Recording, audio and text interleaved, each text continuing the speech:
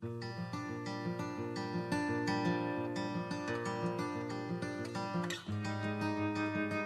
is February the 8th. Today the book of Job ends as God speaks to Job.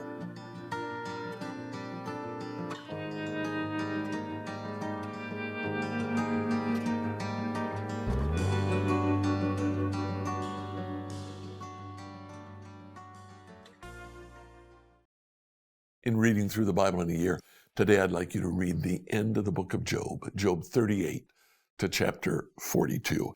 Here God speaks. First of all, in chapter 38, the Lord begins his response. Who's this that questions my wisdom with such ignorant words? Brace yourself like a man, because I have some questions for you. You must answer them.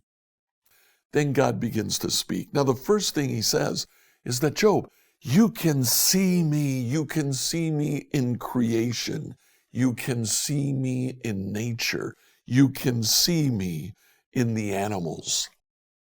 At the end of chapter 38, beginning chapter 40, the Lord said to Job, do you still want to argue with the Almighty? You're God's critic, but do you have answers? Job replied to the Lord, I'm nothing. How could I ever find the answers? I'll cover my mouth with my hand.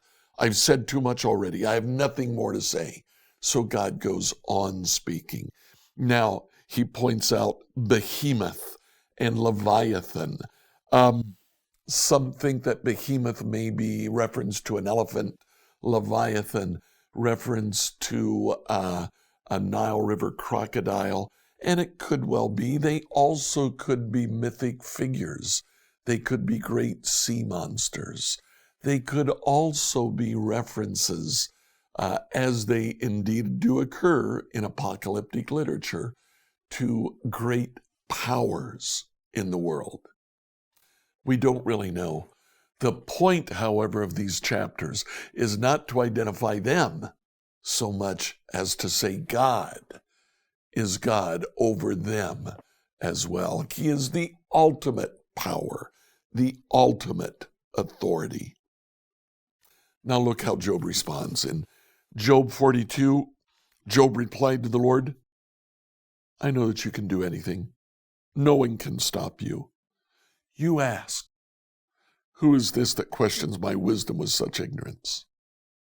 It's I. I was talking about things I knew nothing about, things far too wonderful for me. You said, listen, and I will speak. I have some questions for you, and you must answer them. Listen to what Job says. I had only heard about you before, but now I've seen you with my own eyes. I take back everything I said. I sit in dust and ashes to show my repentance. Job says, I have finally heard God. And that's enough. That's all I was looking for. The book of Job ends with that declaration. God tells Job to pray for his friends. He does. He prays for his friends. He forgives them for their words. Job knew more about God than they did. God restores Job. He restores possessions. He restores family. But the important thing is that at the end of the book of Job, God speaks to Job. All through the book of Job, we insisted that the real point of the book of Job is to point out how God sometimes seems so distant and far away. We started by reading a quote from C.S. Lewis, in which Lewis observed that in his own life, but he thought and said, it may be not so much that God wasn't speaking to me, but that I was shouting so loud, trying so hard, that I couldn't hear. Job heard, and all was well in his world after God spoke to him. Feel like God isn't speaking to you today? Keep talking. He will. Job 38 to 42, New Living Translation. Job 38. Then the Lord answered Job from the whirlwind, "Who is this that questions my wisdom with such ignorant words? Brace yourself like a man, because I have some questions for you, and you must answer them." Where were you when I laid the foundations of the earth? Tell me if you know so much.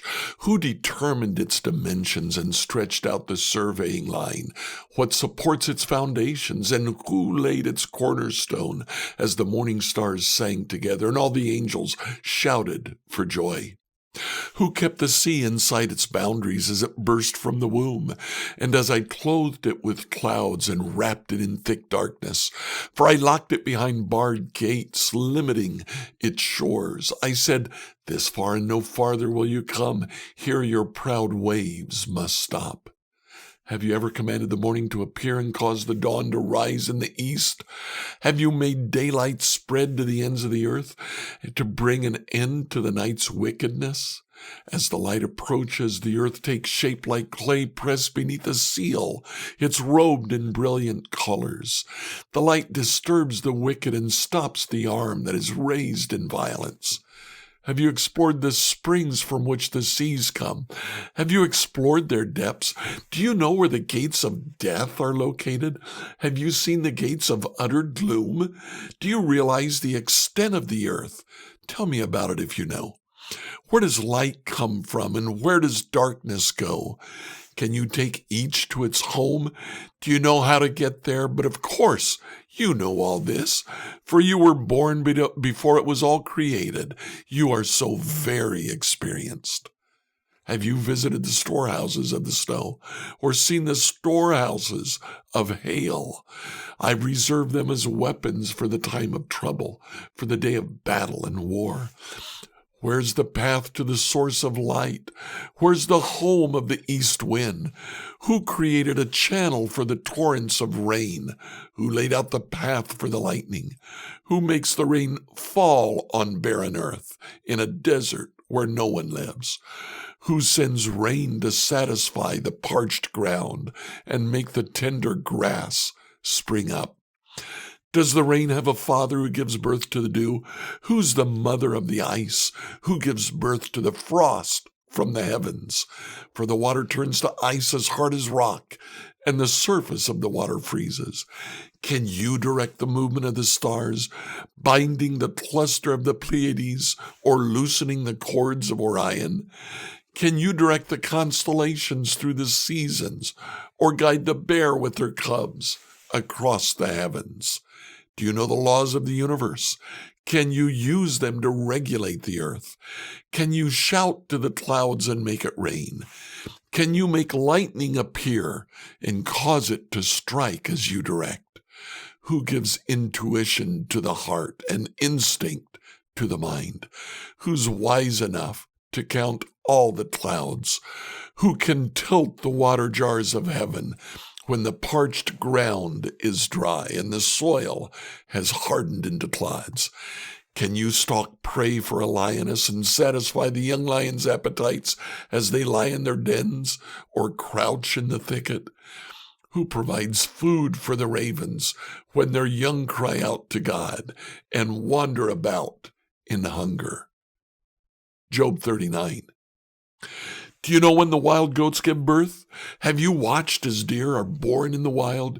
Do you know how many months they carry their young? Are you aware of the time of their delivery? They crouch down to give birth to their young and deliver their offspring. Their young grow up in the open fields, then leave home and never return. Who gives the wild donkey its freedom? Who untied its ropes? I've placed it in the wilderness. Its home is the wasteland. It hates the noise of the city and has no driver to shout at it. The mountains are its pasture land, where it searches for every blade of grass. Will the wild ox consent to being tamed?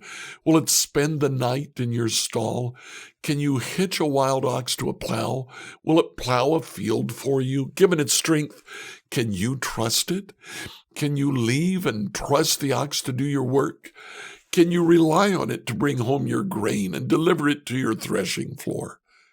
The ostrich flaps her wings grandly. but they're no match for the feathers of the stork. She lays her eggs on top of the earth, letting them be warmed in the dust. She doesn't worry that a foot might crush them or a wild animal might destroy them. She's harsh toward her young, as if they weren't her own. She doesn't care if they die, for God has deprived her of wisdom. He's given her no understanding, but whenever she jumps up to run, she passes the swiftest horse with its rider. Have you given the horse its strength, or clothed its neck with a flowing mane? Did you give it the ability to leap like a locust? Its majestic snorting is terrifying. It paws the earth and rejoices in its strength when it charges out to battle. It laughs at fear and is unafraid. It does not run from the sword. The arrows rattle against it, and the spear and javelin flash. It paws the ground fiercely and rushes forward into battle when the ram's horn blows. It snorts at the sound of the horn. It senses the battle in the distance. It quivers at the captain's commands and the noise of battle. Is it your wisdom that makes the hawk soar and spread its wings toward the south? Is it at your command that the eagle rises to the heights to make its nest? It lives on the cliffs, making its home on a distant rocky crag. From there it hunts its prey, keeping watch with piercing eyes. Its young gulp down blood. Where there's a carcass, that's where you'll find it. Job 40. Then the Lord said to Job, "Do you still want to argue with the Almighty? You're God's critic, but do you have the answers?" Then Job replied to the Lord, "I'm nothing. How could I ever find the answers? I will cover my mouth with my hand. I've said too much already. I have nothing more to say." Then the Lord answered Job from the whirlwind, "Brace yourself like a man, for I have some questions for you, and you must answer them. Will you discredit my justice and condemn me just to prove you are right? Are you as strong as God? Can you thunder with a voice like his? All right. Put on your glory and splendor, your honor and majesty. Give vent to your anger. Let it overflow against the proud. Humiliate the proud with the glance. Walk on the wicked where they stand. Bury them in the dust. Imprison them in the world of the dead. Then even I would praise you, for your own strength would save you. Take a look at Behemoth, which I made just as I made you. It eats grass like an ox. See its powerful loins and the muscles of its belly. Its tail is as strong as a cedar. The sinews of its thighs are knit together tightly. Its bones are tubes of bronze. Its limbs are bars of iron. It's a prime example of God's handiwork. Only its creator can threaten it. The mountains offer it their best food, where all the wild animals play. It lies under the lotus plants, hidden by the reeds in the marsh. The lotus plants give it shade among the willows beside the stream. It's not disturbed by the raging river, nor concerned when the swelling Jordan rushes around it. No one can catch it off guard or put a ring in its nose and lead it away. Job 41. Can you catch Leviathan with a hook or put a noose around its jaw? Can you tie it with a rope through the nose or pierce its jaw with a spike? Will it beg you for mercy or implore you for pity? Will it agree to work for you, to be your slave for life? Can you make it a pet like a bird or give it your little girls to play with? Will merchants try to buy it or sell it in their shops? Will its hide be hurt by spears or its head by a harpoon? If you lay a hand on it, you will certainly remember the battle that follows. You won't try that again. No, it's useless to try and capture it. The hunter who attempts it will be knocked down, since no one dares to disturb it. Who then can stand up to me? Who has given me anything that I need to pay back? Everything under heaven is mine. I want to emphasize Leviathan's limbs and its enormous strength and graceful form. Who can strip off its hide? Who can penetrate its double layer of armor? Who can pry open its jaws? For its teeth are terrible. The scales on its back are like rows of shields, tightly sealed together. They're so close together that no air can get between them. Each scale sticks tight to the next. They interlock and cannot be penetrated. When it sneezes, it flashes light. Its eyes are like the red of dawn. Lightning leaps from its mouth. Flames of fire flash out. Smoke streams from its nostrils. The steam from a pot heated over burning rushes. Its breath would kindle coals, for flames shoot from its mouth. The tremendous strength in Leviathan's neck strikes terror wherever it goes. Its flesh is hard and firm and cannot be penetrated. Its heart is hard as rock, hard as a millstone when it rises. The mighty are afraid, gripped by terror. No sword can stop it, no spear, dart, or javelin. Iron is nothing but straw to that creature. Bronze is like rotten wood. Arrows cannot make it flee. Stones shot from a sling are like bits of grass. Clubs are like a blade of grass, and it laughs at the swish of javelins. Its belly is covered with scales as sharp as glass. It plows up the ground as it drags through the mud. Leviathan makes the water boil with its commotion. It stirs the depths like a pot of ointment. The water glistens in its wake, making the sea look white. Nothing on earth is its equal. No other creature is so fearless. Of all the creatures, it's the proudest. It is the king of beasts. Job 42. Then Job replied to the Lord, I know that you can do anything, and no one can stop you. You asked, who is this that questions my wisdom with such ignorance? It's I. And I was talking about things I knew nothing about, things far too wonderful for me. You said, listen and I'll speak. I have some questions for you, and you must answer them. I had only heard about you before, but now I've seen you with my own eyes. I take back everything I said, and I sit in dust and ashes to show my repentance.